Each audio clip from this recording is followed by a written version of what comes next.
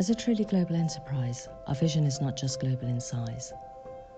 We're global in our perspective and in our drive to deliver a smarter, healthier, and more sustainable world. Our OpenBlue Healthy Buildings is the world's most comprehensive suite of connected solutions. 3 pillars that at Johnson Controls we uniquely combine to power your business. Open technology for healthy people, healthy places, and a healthy planet, while reducing your operating costs, increasing your productivity, and revealing new revenue opportunities. OpenBlue Healthy Buildings enables you to empower wellness and highly productive teams, optimize performance of your building as an asset, driving your green promise and your sustainability goals, while delivering on your business and financial goals as you build a better tomorrow. We have always been in the business of making our world more safe, more efficient, more sustainable. Our OpenBlue Healthy Buildings delivers healthy people, healthy places, and a healthy planet. You can breathe easier and combine all 3 to deliver the biggest impact on your business goals. Johnson Controls OpenBlue Healthy Buildings.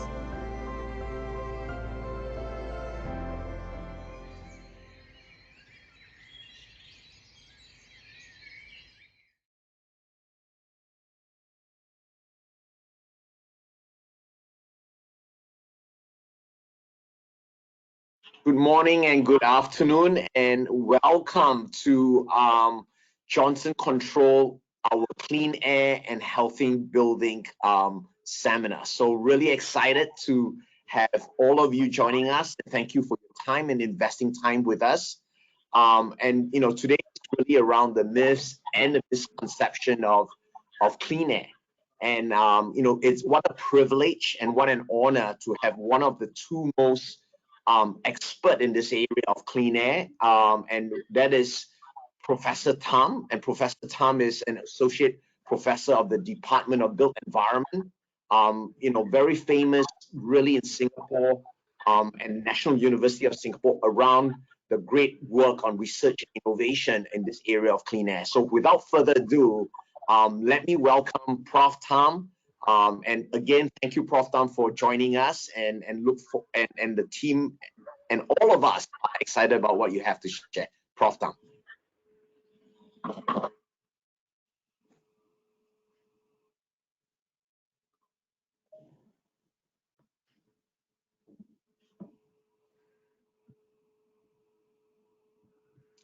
Prof. Tham, we can't hear you. I think maybe on mute.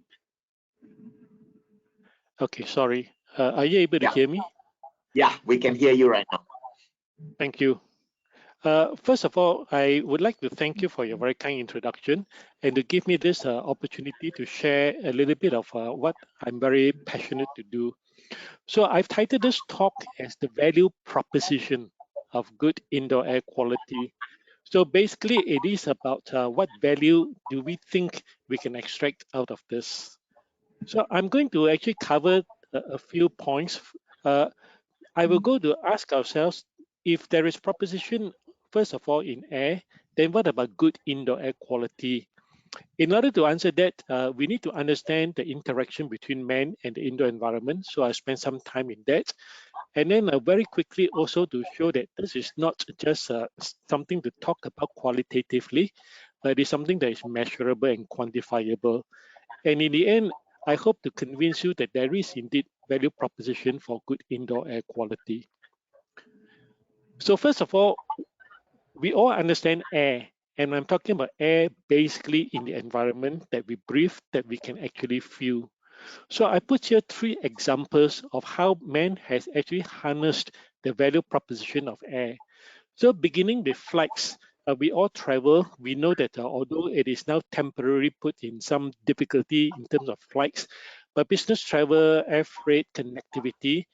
So the aeroplane and flights, to harness this, they need to know the scientific understanding and leverage on the area of aerodynamics. Then in terms of health, there's a concept of disability adjusted life years. Basically, it just simply uh, indicates how much of a useful life and quality life is lost due to illnesses, mainly because of air pollution exposure. So again, to tackle this, we have a lot of technologies that tackle ambient air pollution. And then finally, the last example is about life, forest, vegetation, all that we hold so closely to our heart. Again, the scientific basis lies in photosynthesis. So what I'm trying to say is that we need to understand the background and the motivation and the important scientific things that actually underpin it. So the value proposition, let me suggest this afternoon, are three. At the level of the individual, it is about our own well-being, our satisfaction. Scaling it up into a corporate level, it will be about performance and productivity. And then in the wider community, I hope to address something on health and protection. So first of all, let me take an excursion into what it means for indoor environment to affect man. So to understand the impact, we first know that there is an indoor environment in which we interact with, and that's where represented by green, man, and that's where our work and living sphere is. And on the right-hand side, I think we are concerned about energy resources. We also know that the indoor environment affects people through thermal sensation, also through indoor air quality, and this will evoke our sensation of comfort, the way we perceive things, and perhaps sometimes we can exhibit headaches and coughs and so forth, called the sick building syndrome. So in other words, there's physiology involved, psychology, as well as epidemiology. Now, this naturally leads us to the question of well-being. What does this mean in terms of how we feel comfortably, and also what it means in terms of our long-term health application? But I think we also have another economic role. That's where performance is, and productivity is definitely important. So all these are interrelated with exposure in the indoor environment being a prime consideration. So very quickly, I now draw men in an environment. There's exposure and their outcomes.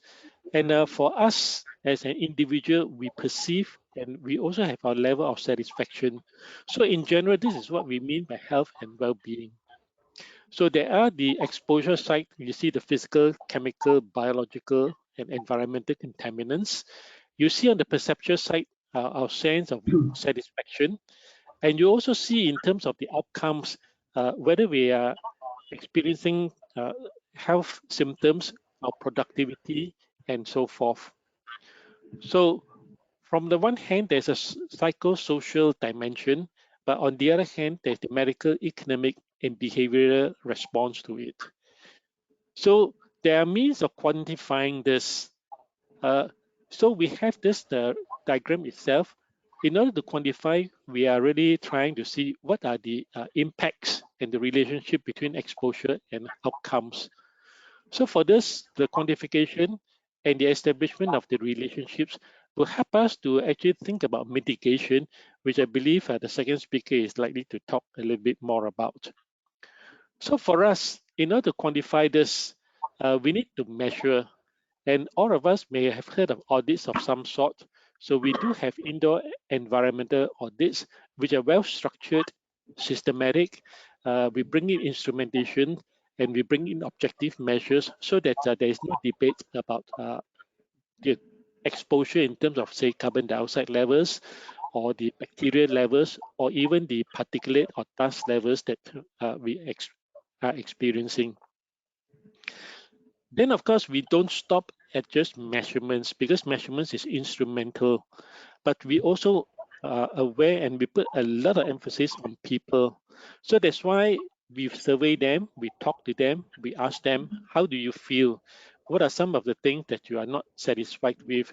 Are you exhibiting certain symptoms that you think may be attributable to exposure in the indoor environment? And so based on that, we shall be able to then do our analysis and quantify the physiological performance. So we can measure work outcomes. We can use talk time or any unit of economic measure. We can actually check the before and after and correlate it with the quality of the indoor environment. We will also be able to quantify our well-being as well as performance. So you can see that this is a real stuff that indoor environment and good indoor air quality will deal with. Not going to spend much time on this, but basically just to point out that there are various standards, and I'm showing one that is in Singapore, the Singapore Standards 554. You can see that there are audits which basically list out what are some of the values, either on an 8-hour average or even in a shorter term, say an hour or 15 minutes. So values of chemical concentrations not to be exceeded and so forth. There are also measures of ventilation, which by now we all know that ventilation is so crucial and critical in maintaining good indoor air quality.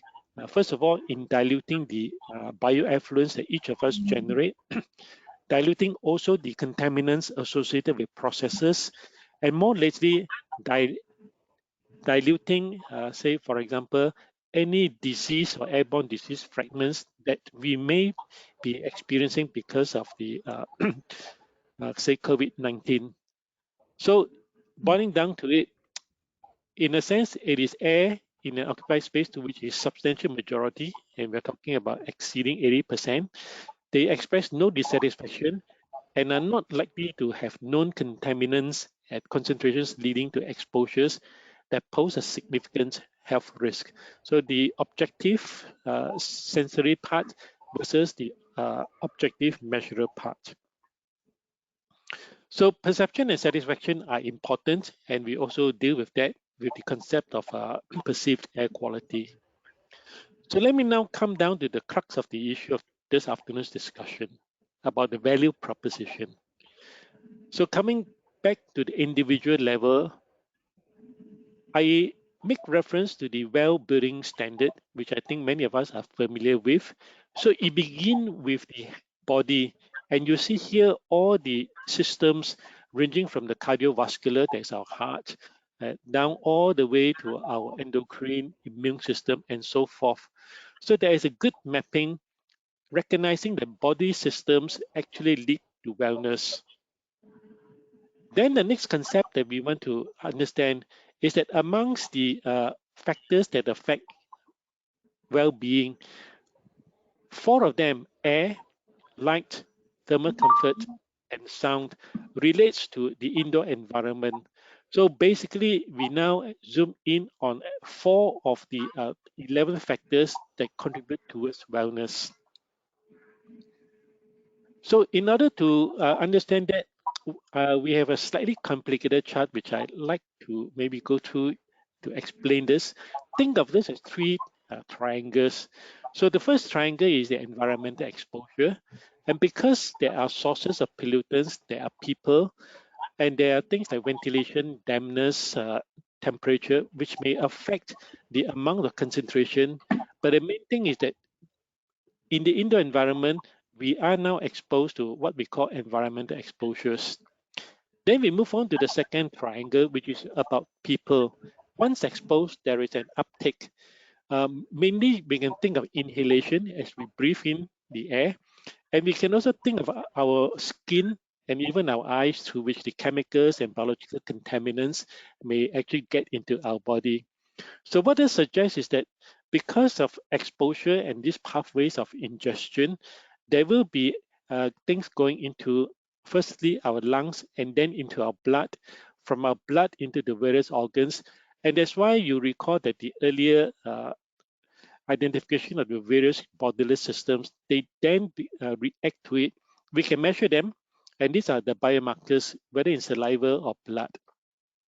So finally, moving to the third triangle, is that what simply this means is that after we have this stuff into our body, it will spawn mechanisms that will be either immunological in nature or just allergenic responses.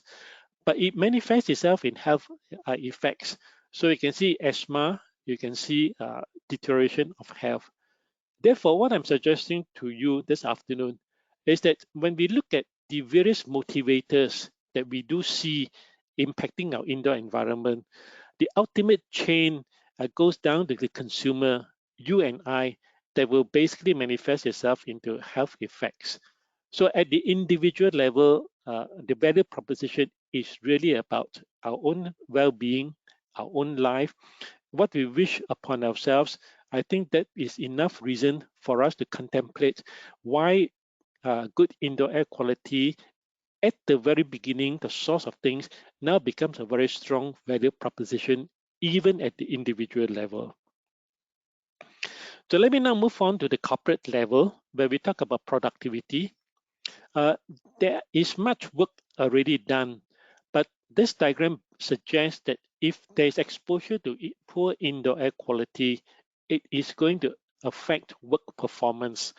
So studies have shown that it will affect the brain. So CNS stands for central nervous system. So through pathways, our ability to concentrate, to think clearly are all affected. And poor indoor air quality is known to have this adverse effect fundamentally at the brain level, and then it translates to our ability to perform work. And so there is a graph here, just an example on temperature, that suggests that there is a sweet spot, that if you maximize your productivity roughly, let's say about 22 or 23 degrees, whether you go cooler or warmer, you see the deterioration of the relative performance. So this again suggests the role of indoor environmental sensing and control. So there's a strong social and economic dimension to this. So the WGBC have summarized some of these findings. These figures basically indicate if we get things in the indoor environment correct, ballpark figure of improvement in performance are shown in these numbers. So without going into the details, you can see that these numbers are actually suggestive, at least around a 10% improvement, which is well documented by so many studies. If we translate it to a facility operation, you think of what is represented on the left as the cost associated in running a building. Everybody knows staff cost is the most expensive, and a ballpark estimate is that 90% of it is associated with staff, perhaps 9% in rental, and only 1% in energy cost. So one may ask, what is the cost associated with producing or getting good indoor air quality? So even if we take a variation of, let's say, a 10%, you just multiply that by the cost that is associated. You can see that even if it costs you 0.1% more in energy, it's going to impact 9% of the performance or productivity. So clearly, the economic argument for the corporate consideration for good indoor air quality is clear. So even if you translate it to facilities performance, whether it's financial in terms of the outcomes listed here, or whether it's simply because of the way they perceive or are satisfied, your satisfaction of your clients, and even just your physical measurements as you go through environmental audits, all these come together to suggest a very strong value proposition, even at the corporate level. So I now turn to the final part about the community, and I just want to highlight perhaps what we currently are faced with right now, the coronavirus COVID-2. So nobody needs any further introduction to this. Basically, respiratory germs similar to influenza, pneumonia, and so forth. And in terms of its relative size, I've extracted a photo here to show that if we do have a grain of dust, I think some of us are familiar with PM10. So 10 microns is about this size. Then we have our red blood corpuscles, and all the way down, we see coronavirus 0.1. What I'm trying to convey again is that it is so small that even if we rely on filtration, and this is really the MERV rating, even if we are looking at high MERV rated filters, even down to MERV 14 or MERV 13, of interest is what I highlighted in green, the 0.3 to 1 micron filter efficiency. And it is actually a technology that will basically be put in place to look at it. But unless we sense and unless we measure, we will not know. But I want to suggest that many studies have implicated different routes of transmission. So where you have people interacting closely, you may have the direct contact. So particles that are exhaled basically gets deposited onto your susceptible person. The larger particles may drop onto surfaces, and on touch, there may be a formite transmission, but a lot may be so small that they remain airborne. And as they remain airborne, they actually move across space. So in the indoor environment, distant airborne transmission is indeed something to be concerned with. So what this suggests to us is that I've done some measurements, and just simply looking at the diagram on your bottom left, by simulating a cough, I'm able to, in high-speed photography, basically capture the movement of the cough droplets moving towards a person. So imagine a person seated over here, the cougher is on the right. At t equal to 0, you start to see the beginning of the cough particles moving towards the person. 700th of a second later, it actually reaches the person directly into its inhalation zone. And then you can see that it then passes over him. When I do an aggregation of the exposure and do some modeling of the breathing rate, you can see the probability of getting infected by different ventilation systems, which I will not go into. But you can see that depending on the air change rate or ventilation rate, and depending on the type of virus that you're considering, the risk can go from anywhere from about 2% to about 8 to 10%. So I'll just highlight that MV is mixing ventilation, most commonly used, and we are looking at basically a fairly high risk of transmission. So based on this, let me now conclude. We have looked at the role of the indoor environment and specifically into indoor air quality. And I suggested that if we look basically at the human system, thinking that the transmission or the inhalation by exposure eventually gets into our systems, all of them, certainly at the individual level, our wellness is actually affected. Now, affecting our wellness is basically health.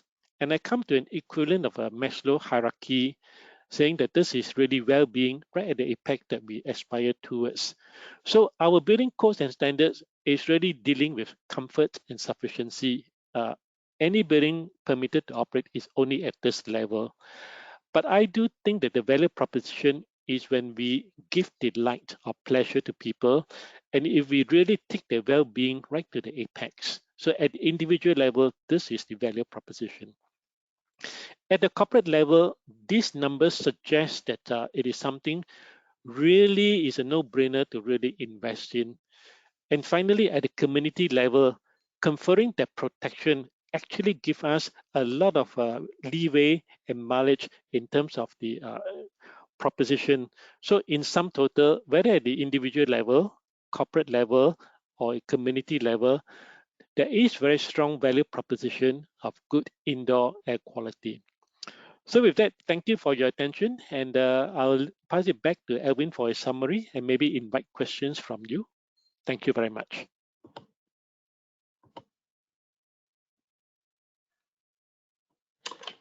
Hey, Professor Tham, thank you so much. This was really powerful for us in terms of how we think about indoor environment quality, indoor air quality. And, you know, I really love how you kind of describe that wellness, productivity, health, and protection is becoming the real value proposition of indoor environment quality and indoor air quality, right? And what's really interesting for us is that as we think about the intersection point of wellness science and building science, which is really what we do here at Johnson Controls, we can see huge, interesting value proposition and huge, interesting outcomes that we can derive as the wellness science and the building science intersect. And not only that, I think the other thing that you mentioned that was really powerful was our ability to actually sense and respond.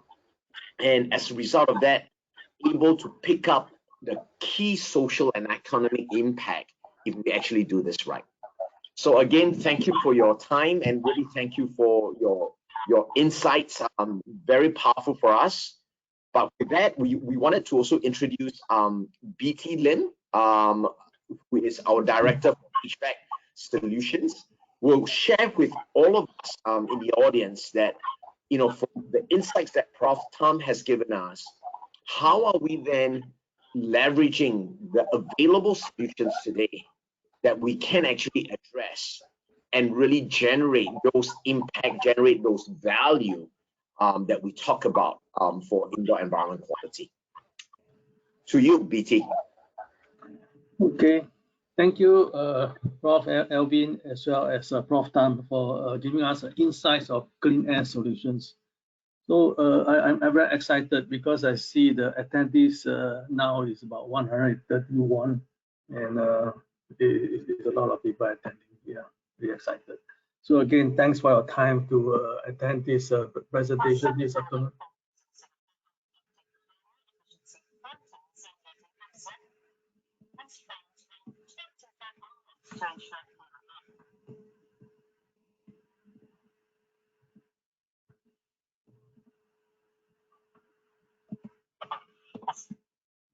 Sorry about that. Okay, my name is BT Lim from JCI. So what I'm going to present. Now, some building owners in Singapore are adopting higher efficiency filters and letting exhaust fans run 24 hours to ensure cleaner air. This comes after government recommendations to improve ventilation inside buildings amid the pandemic. Working in the background of buildings, machines like these ensure a constant supply of clean air indoors. At Kwok Tower, there are 2 air handling units on every floor. They clean outside air and recycled indoor air with ultraviolet technology and high-efficiency filters. Such measures are part of updated building guidelines from authorities to reduce the risk of COVID-19 transmission in enclosed environments. A lot of the specifications that was released by DCA was already incorporated part of our design concept. Some of the practices like air purging and keeping the toilet exhaust fan system, that's also part of our building operations. But of course, in light with the recent COVID since last year, we have also upped the percentage of like the fresh air intake and keeping the toilet exhaust on 24 hours a day. But the recommendations also come with a higher price tag. Of course, there will be cost, but the thicker the filter, there will be it will add additional pressure and cost in operating the system. But I think in light with COVID and also wellness, and we during the period of phase 2, we had office tenants coming back, so I think health and safety, that's our priority for the building management. Another property owner, City Development, owns over 10 buildings in Singapore, and it purges indoor air and uses high-efficiency filters in all of them. As for older buildings without a purging system, the exhaust fans and air ventilation system are operated for a longer time. That translates to higher energy consumption and higher costs. To balance that in the long run, one expert says companies and tenants must be able to see the value of improving indoor air quality. Nowadays, we have a lot of instrument sensors that are attached to different parts of aircon system and everything like that monitor the airflow rate, that monitors the temperatures, relative humidity. But we have very little with regards to air pollutants. If we can develop more about this, people can have real-time information on the status of their environment. He added that if people are able to see that real-time information, they are more likely to spend on improving air quality.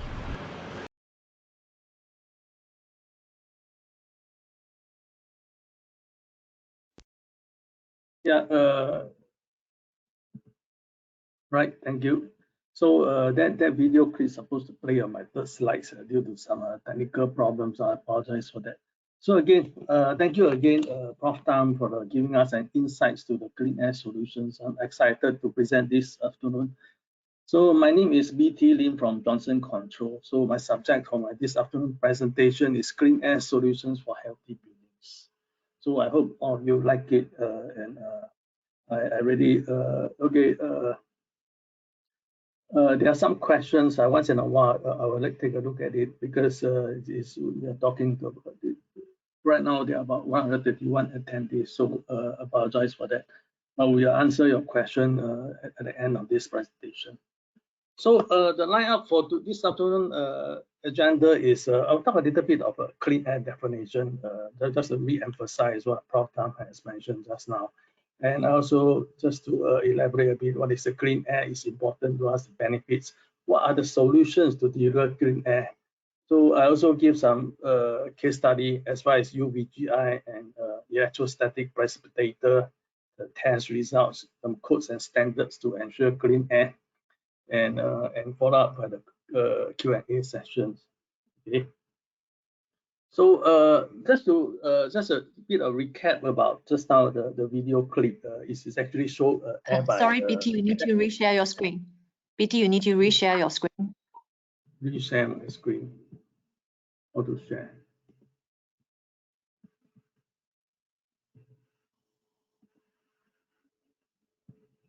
Can you see my screen? No. No. Oh.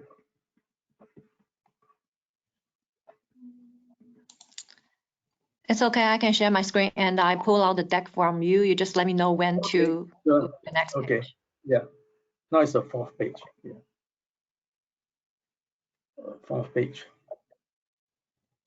Move on. Next. Okay, just recap some. Before that. Yeah. Before that. Before. Doris, before that page. Yeah. Okay. Sure. Okay. Just to move on. Okay. I'd like to recap some keywords from just now, the short video clips. We talk about heat pump filters. We talk about UVC light. We talk about increased air exchange. We talk about exhaust fans running 24 hours. So next, please. Next. Doris, next, please. Okay. So in fact, there's a guideline given by BCA, Singapore Health Department. They actually emphasis on 3 points, which is the high efficiency filters for air handling units, localized air cleaning with portable air cleaners, use of ultraviolet light, and so on. So this afternoon presentation, pretty okay. I'm going to emphasize on this few solutions, which is actually provided in the guidelines. Okay, I'm going to talk about next. I'm going to talk about first of all, I'm going to talk about clean air solutions. How many of you actually agree with this statement? Clean air is not a luxury for me. This is actually a necessity. We are actually dealing with something. Next, please. We are dealing with something that we cannot see, we cannot feel. But as what the Prof. Tham has mentioned, we are dealing with something that is so small, in the range of 0.1 microns, which is 6 zeros. So if we are talking about unclean air, World Health Organization actually says that every year there are about 7 million premature deaths. And the problem with this unclean air is it would happen immediately. It takes time to develop, and it leaks into illnesses. Next page, please. So these are some observations just before the pandemic has happened. People are dealing with, we have a poor indoor air quality, and these are some of the pictures.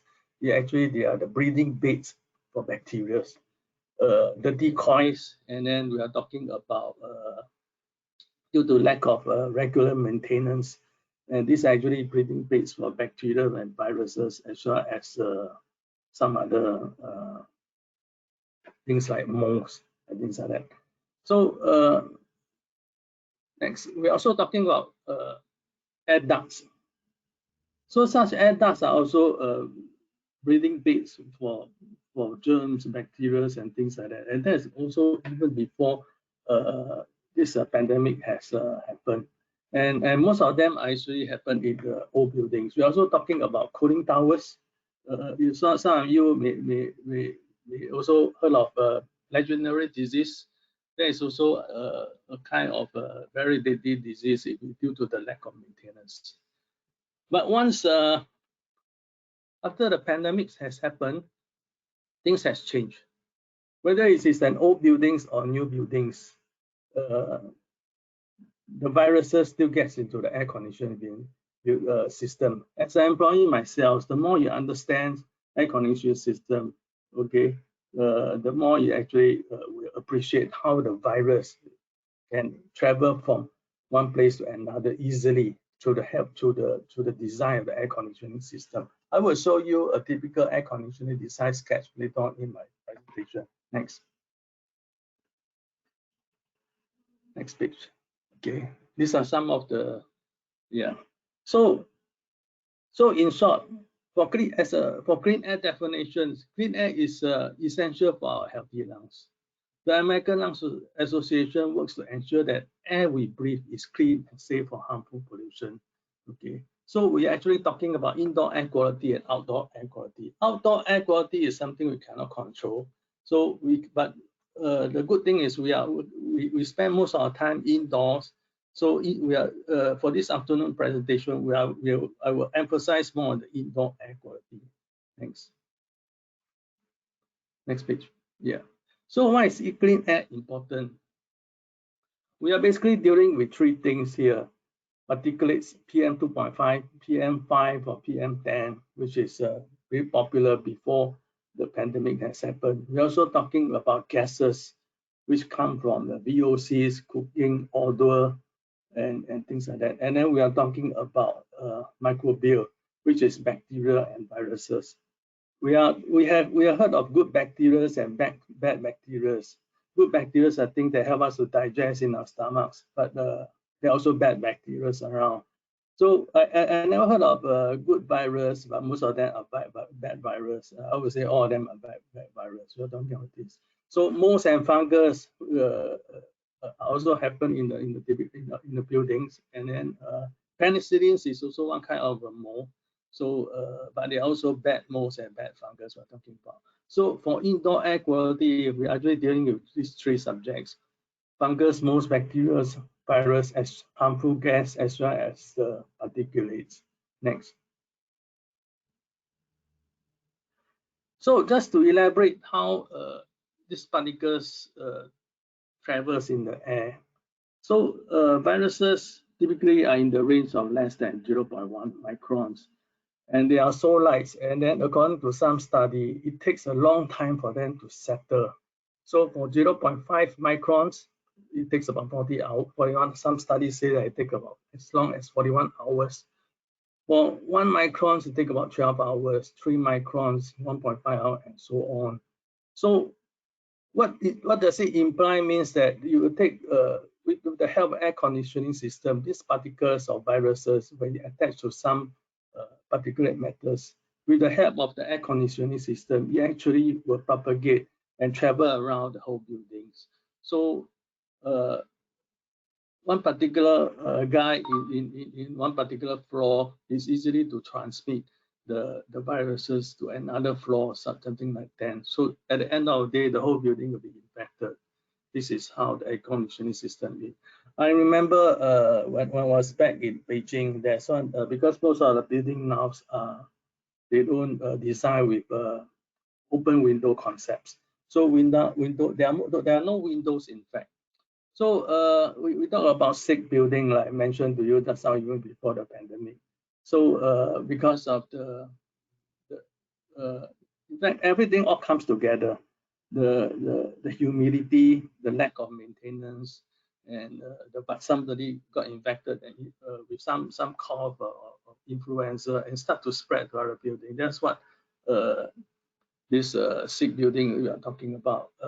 So let's move on to the next page. So this is what I mean. Okay, aerosols are something which is less than 5 microns will stay in suspension for hours. So typically, all these air conditioning systems, the ducts are interconnected. So what happens in a typical building, there'll be fresh air units that actually helps to bring the air from outside, like what you see in the movie clips. And majority of the air indoor, as high as 85%, will be recirculated and cleaned. So in fact, in traditional design of air handling unit system, they usually comes with primary filter and secondary filters. So like what Prof. Tham has said, these primary filter and secondary filters, they are not good enough to trap the filter to the viruses. So if the air handlings are not equipped with the disinfectants such as Uvgi or higher MERV rating filters, this aerosols or virus will start to spread and travel throughout every floor of the buildings. Next page, please. So this is what I meant. Possibility of spread of pathogens from a contaminated area to other areas via aircon system. So the more you understand air conditioning system, the more you appreciate how the viruses are spread throughout the buildings, whether they are old buildings or new buildings. Next. So before I go into what are the solutions to deliver clean air in Singapore and most of the regions in Asia, so government clean air solutions is not a mandatory act. There isn't any legal legislations or law saying that you must install whatever disinfectant device, MERV rating, just to deliver clean air. However, there are measures such as social distancing and limit the number of people in the restaurant, limit the number of people in the office, and in fact, the JCI encourage our staff to work from home. And then if you really need to go to the office, mask is really mandatory. From the points I mentioned just now, mask is also needed even in the office itself because of the design of the HVAC system is concerned. So next, I go into what are the solutions to deliver clean air. Next. So before I go into the real solution, let's take a look at the typical air handling unit design. Typically, you have, like I said before, on the right-hand side, this is actually a typical air handling unit. On the right-hand side is actually a return and the fresh air intake. Typically, all air handling units are designed with some 15 or 20% fresh air from outside, and then majority of the air are recirculated. So it actually, most of the air unit comes with a primary filter, a secondary filter, and in this part of the region is concerned, there's usually a cooling coil only. So in other regions such as Korea, China, usually there's a heating coil as well.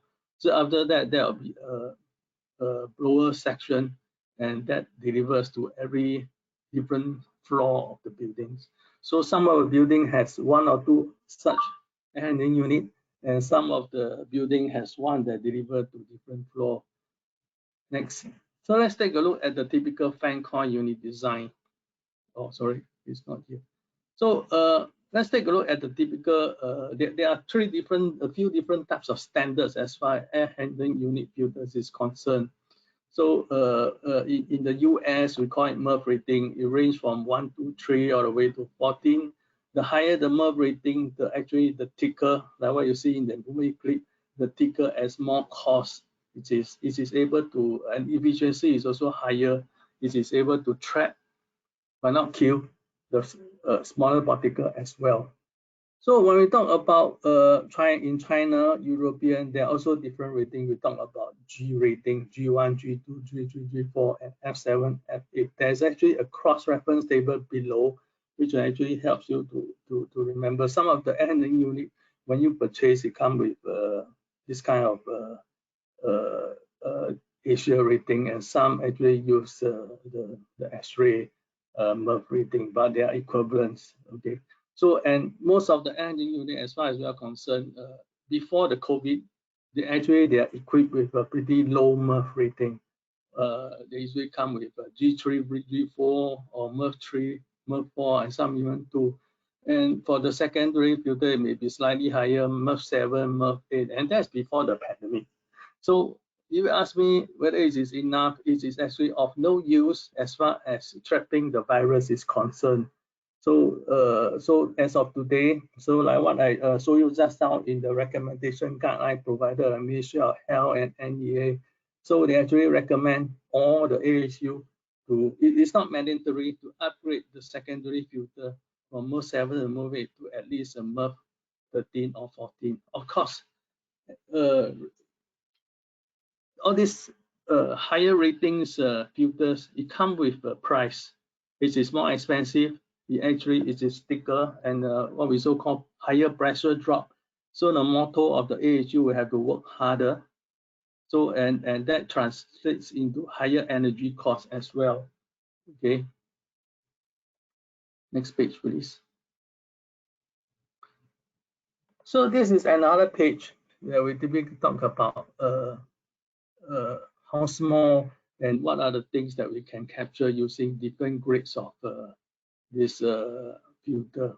So for air pollutants such as a virus that typically fall in the 0.1 microns or below. So for pollens, typically it is bigger. For sand, it is even bigger, and things like that. We can always use this table together with the MERV rating table, cross-reference check, and select the best filter for our HVAC systems. Next. So this is the typical fan coil design. Okay, fan coil units are used in hotel rooms, in classrooms, in the universities. So fan coil units, we have the chill water fan coil units. Chill water are delivered from the chiller from our plant room all the way to the fan coil, and through heat exchange, cold air is delivered to the room, as you can see on the left-hand side of the table. So what can we do on these fan coil units? Okay, so typically fan coil units are also designed with three things. One is a blower, of course, there's the center. You can see the heat exchanger, and at the back of this fan coil unit, you can see a filter. So what we are proposing here is actually to replace this filter with higher grade as recommended by this Ministry of Health and so forth. But there is a problem. So because of this fan coil units are typically smaller in terms of driving power. If we were to deliver, replace it with a HEPA filter, higher grade filter, that will actually may involve a lot of retrofit work, such as changing the motor and things like that. That's actually quite a lot of what we are talking about. So in such a system, we actually recommend UVC or filter, which is actually developed by A-Star of government. A-Star is actually a government semi-government organization in Singapore. They actually come out with some coated filter with copper silver, which if you have interest, we can discuss the topics later on. So we can also add ESP, electrostatic precipitator, at the end of this fan coil units. Okay, electrostatic filter. Okay, next. Yeah. So for Johnson Controls, we actually pretty aligned with the government strategies. We are talking about 5 pillars here. Ventilation, increase the ventilations. So we will try to dilute the dirty air. Like I said before, the all handling unit, there are quite big proportions of the air actually is circulated, as well as a small proportion of air coming from the outside. So what we are trying to say here is we increase the ventilation, And next, we are talking about improve the filtration. So we are talking about upgrading the primary and secondary filter from lower rating to higher rating, such as MERV 30. And trapping is not enough. So because filtration, we are talking about only trapping the virus, trapping the bacteria, particulates, and things like that. But we are not able to kill them. We are talking about disinfection here for the next steps. So disinfection right now in the industry, there are many solutions, UVCs and things like that. But for subsequent presentation, I'll emphasize more on UVC extra electrostatic this precipitator disinfection. Disinfection means killing the virus. So we trap and you kill at the same after that. So we're also talking about isolation, create a negative pressure for the room. And last but not the least, we're talking about monitoring and maintenance. This is not a one-time deal. Once we install the filter or install the VC, monitoring and maintenance actually plays a very important part of providing clean air throughout. Next. So here, JCI offers a holistic approach to clean air solutions. Besides, holistic approach has been all of us, as all of us know, Johnson Control is actually a manufacturer of chillers, air handling unit, like what you see just now, control system, fire control system. But we actually provide an overall one-stop turnkey solution from assessment, remediation, continuous monitoring, controls and optimization, as well as we have a huge pool of maintenance guy where we can provide the maintenance for you. So every buildings are designed differently. Like what I'm trying to say just now, every aircon system, central air conditioning system in the buildings are different. There are many different kind of air conditioning systems. Of course, replacing the filters and installing UVC may be just straightforward, but that involves a selection, some designing and tailor-made solution as well. So this is our approach as far as clean air solutions concerns. So installing air handling units to our AHU, there are also some concerns. So typically all our filters, primary and secondary filters, they are designed with some 150 PSI, for example. Replacing with a HEPA filter such as MERV 13 or MERV 14 is actually double up the pressure drop. But typically there is a maintenance or inspection, there's a gauge. So typically back before pandemic, the filters are usually we set in our BMS system to about 300. So before the BMS system alert the maintenance guys to do the replacement of the filter.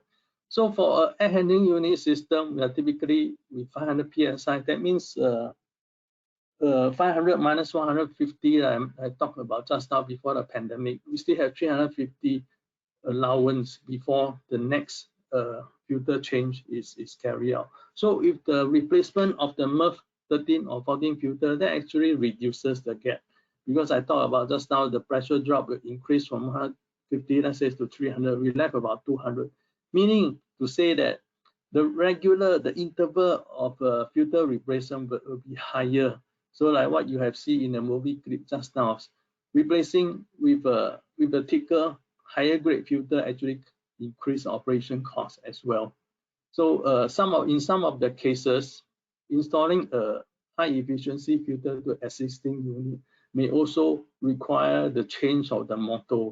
So in this particular example, like I show in the right hand screen, so this motor power actually need to increase from 5.5 to 10.5 kilowatt, a 2.5 kilowatt increase in the power. Next, please. So again, this is another page, use of the right filters to ensure proper filtration. Yeah, okay. There are many different kinds of filters, and this is another page which we emphasize on the air handling unit just before and after cleaning the coil. Yeah, okay. Next, okay. So next, we talk about some clean air technologies in the markets. There are many different kinds of technologies in the market.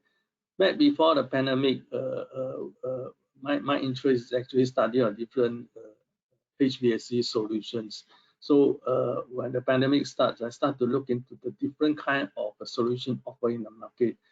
UVC is one of them. It's pretty popular even before the pandemic. Some of the owners actually specify UV lights to be in their AHU, and it's also popular, very popular in the food industry for sterilization. Next, we talk about photocatalytic oxidation. This is actually also pretty popular. It made use of a UVC, UVA. Ultraviolet actually consists of split into UVC, UVA, UVB as well. So for UV light itself, we are using UVC, but that particularly is very harmful to the light. But for PCO, photocatalytic oxidation, we are using UVA. UVA will shine on so-called shine on the titanium oxide, which acts as a catalyst. And when this UVA light shines on the titanium dioxide, it actually creates tremendous amount of hydroxyl ions, OH ion and H+ ions.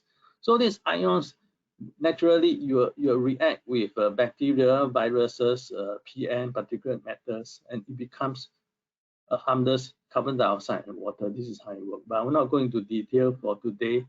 So there are also carbon filters primarily to absorb the odor. They are also coming up very fiercely in the market, bipolar ionization, dielectric discharge ionization. Okay, one is passive, the other is active. That's all.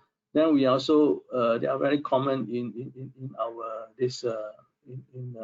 in a mall. You can see the electronic air cleaner, but the principles are all the same. They actually create using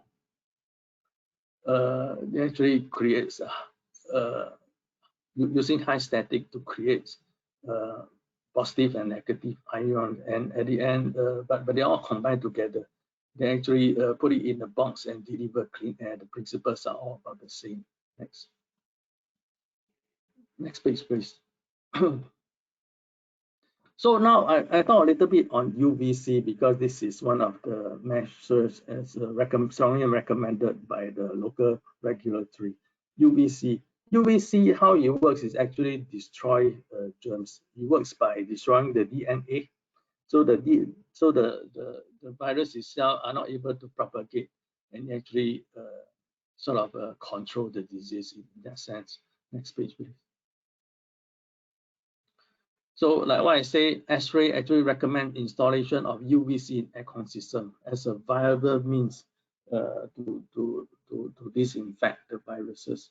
So one of the common questions that I always ask is UVC, how much do we really need to kill the germs? So so UVC dosage, as far as dosage is concerned, this is actually related to this equation. This is actually a factor of intensity as well, UV intensity, which is in terms of wattage per meter square, and the exposure time.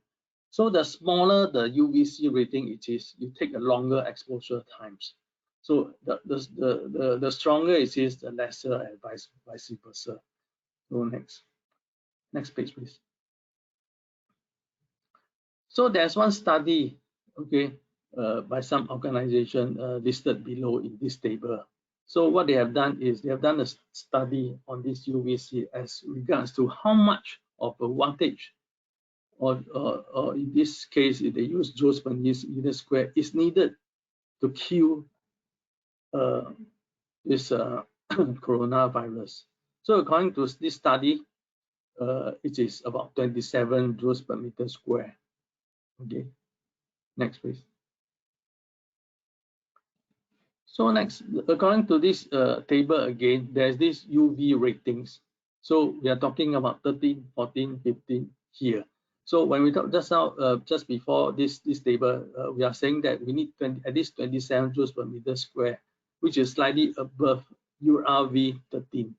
So, and with these ratings, it is able to kill the TB, influenza, MRSA, these viruses. So of course, together this UV lights works perfectly well with this combination with MERV MUF13 filter. Let's take a look at next page. I will help you explain this. Okay.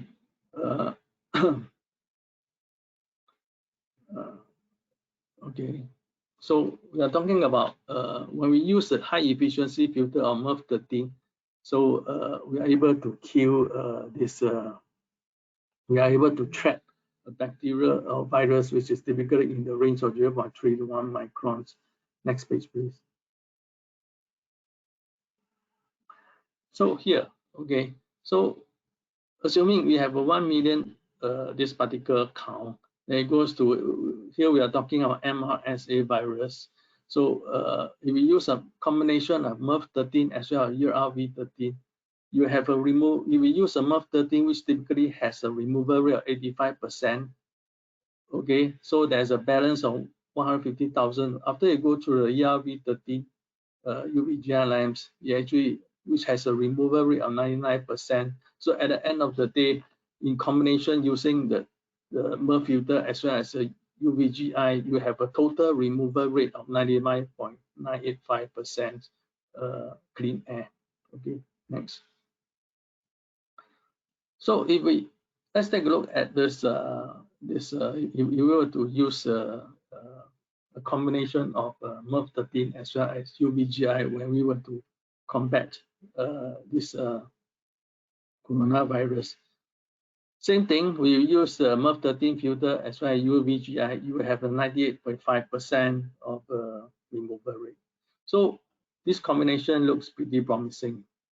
So okay, next we talk about photocatalytic oxidation. Is actually, like I said before, it is a combination of use of titanium as well as titanium dioxide as an oxidation as well as a UVA lights. Next. Okay, so last but not least is an electrostatic precipitator. Trion is actually a flagship product from Johnson Control. You make use of the technology called electrostatic precipitator. What it does is this, it actually produce a lot through ionization, high voltage corona discharge also called. It produces a lot of positive and negative ions, and then there is a collection plate just after the ionization device, and that's actually collected at this plate. And as an option, you can also add carbon or pre-filter and things like that to capture the air. So at the end of this process, dirty air goes through the pre-filter, ionizer, and the collector, and you produce clean air. Okay, this is how it works as far as Trion is concerned. Electrostatic is also pretty common before this COVID. Yeah.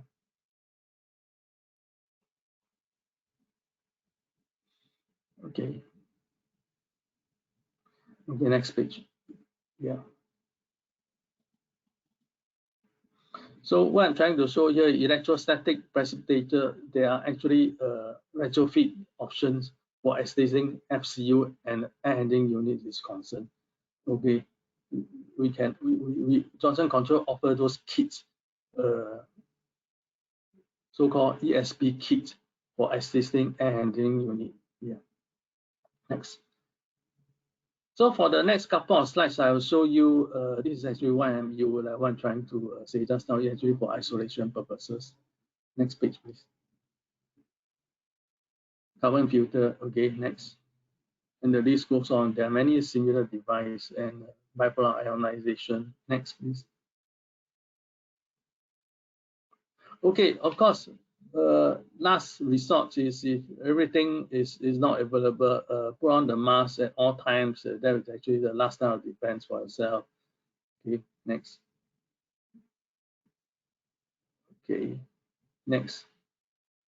Okay, towards the end of my presentation, I would like to show some case study for clean air solution that's actually around our region in Singapore, Hong Kong, as well as China. Yeah, next. This is one of them. This is actually office buildings and commercial mixed development in Hong Kong. The whole place is actually equipped with Uvgi. Okay, next.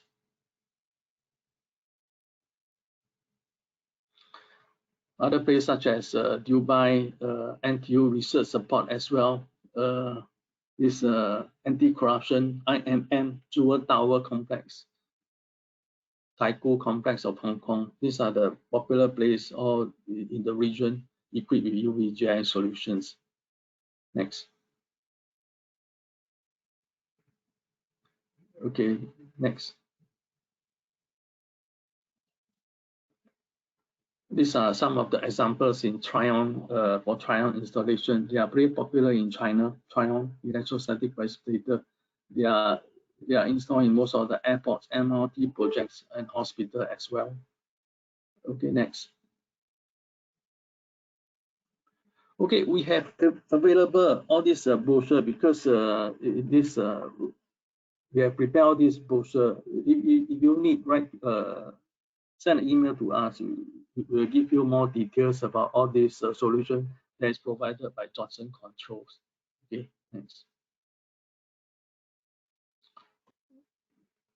Okay, these are actually the test reports for Uvgi systems.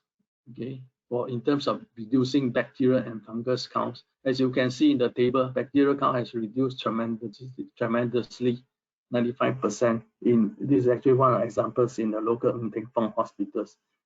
Okay, before I wrap up this afternoon presentation, I'd like to re-emphasize some of the codes and standards.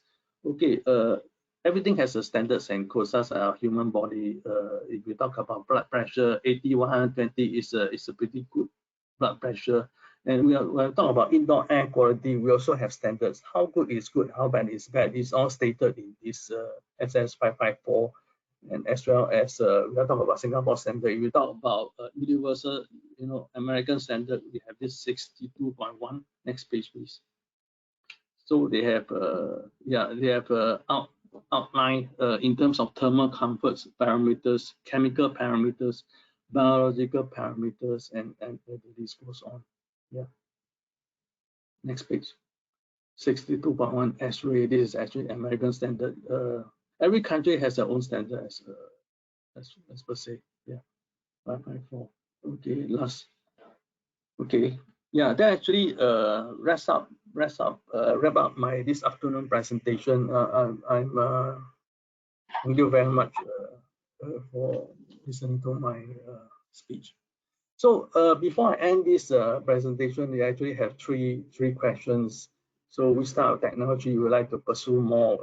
We are most pleased to give you a more in-depth explanation of each of these technologies: HEPA, UVC, electrostatic precipitators, and others.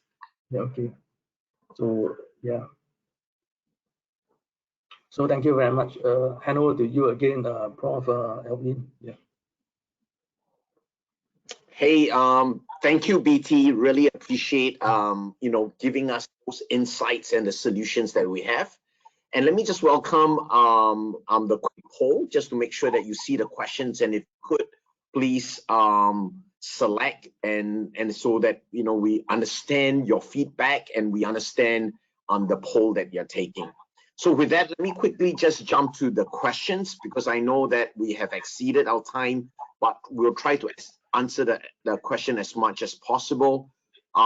We have Prof. Tham coming back as well. The first question is, underfloor air distribution, is it better option compared to overhead mixing system for buildings? Is this something that Prof. Tham, you would like to answer? All right, go ahead, Prof. Tham. Yeah, I can. Doris, if you can just let me share screen. I just have one slide to illustrate this effect.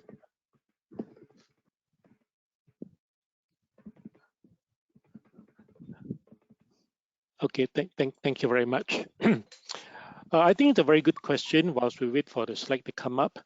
Underfloor supply system, as the name suggests, is ready to give the cooling at the underfloor level, and then let it rise upwards, usually being removed at the top of the at the ceiling level.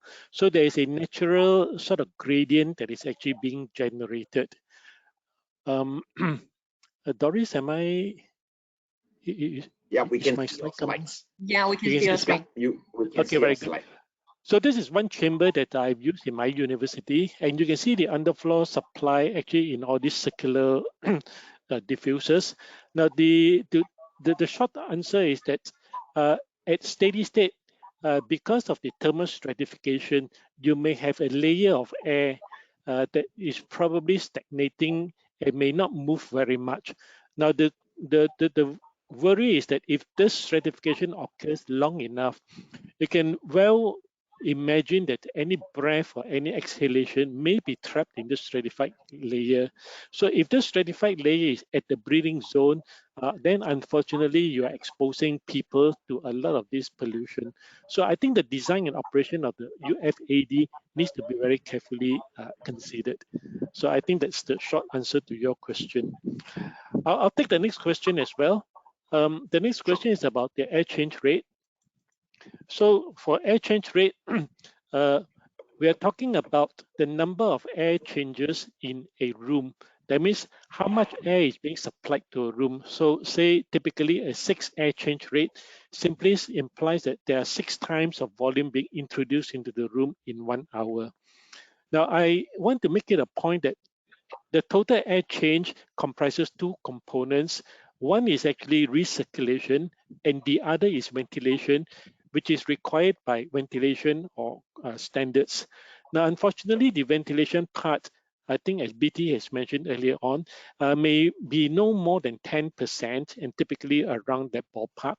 So when you look at ventilation rate that is required, one must therefore map it onto the kind of end use. Is it a commercial building for which basically we say 6 ACH in total with 1 attributable to ventilation?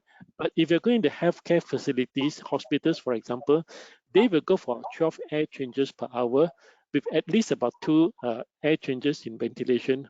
And in operating theaters, etc., is totally ventilation and no recirculation. So there are guidelines, and I refer you to just simply Google guidelines on the requisite ACH that is required. So I hope this answers the 2 questions that are being posed. I'll leave the last one on UVGI to BT. Oh, sure. Thank you. Yeah, thank you, Prof. Tham, for the answering question 1 and 2. So I will answer question number 4 again, is regarding UV light. So the UV light, as you can see in the market, are typically all UVC. So UVC typically 254 nanomicro. They are very, very harmful to our human eyes, even skin as well. So all these air handling units, they are not to be exposed to our naked eyes. So first of all, it's bad for eyes, it's bad for skin, it's bad for everything. So usually it's actually a standard practice to have an interlock device at the UVC for those air handling unit equipped with UVC light. Meaning to say, when a technician will accidentally open the door of an air handling unit, they actually trigger a switch to actually switch off the UVC light. That is actually one of the, I would say, industrial practice. Without this, it is very harmful. So as regards to, if you were to accidentally expose to UV light, really that is unfortunate. But if it's in the long term, I would recommend you to really go for some checks. Yeah. Sorry to say that. Yeah, UVC is really harmful. Yeah. So yeah. So UVA is not, but UVC is really bad. So the next question is, can the MERV 13 or 14 be reused after cleaning? No, the question is no. That's why, like what you have seen just now in the video clip, it actually adds on to the operation cost of HVAC systems. So it recycle, no, it couldn't be recycled. Yeah, it's actually HEPA filter is actually meant for use and throw, really. Yeah. I hope I can answer all your questions here. Yeah, thank you, Prof. Tham, and thank you, BT. Really appreciate answering the questions. And with that, we are coming to the end of the session. Again, thank you everyone for investing your time with us. What Prof. say, it's really, really true that having the right indoor air quality, the right indoor environment quality is becoming more and more important. And that really generates that social and economic value and impact. And what BT have shared has also reminded us that there are many solutions out there, but we are got to be very clear of the challenges or the problems that we are solving and the outcome that we want to achieve. So at Johnson Controls, again, we want to thank you and do look forward to engaging with all of you with regards to some of the solutions we have mentioned by BT. Thank you very much for your time, and look out for our further webinars over the months to come. And we're excited about this journey and how this space is really evolving, and very exciting for both us, for NUS as well in terms of research and innovation, but more importantly, really for our health, safety, protection, and wellness. Thank you very much. Thank you very much. Thank you. Thank you. Bye. Thank you. Bye-bye.